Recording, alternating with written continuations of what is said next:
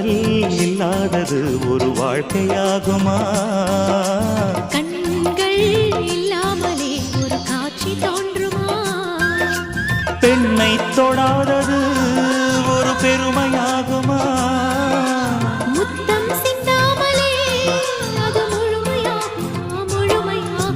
காதல் இல்லாதது ஒரு வாழ்க்கையாகுமா?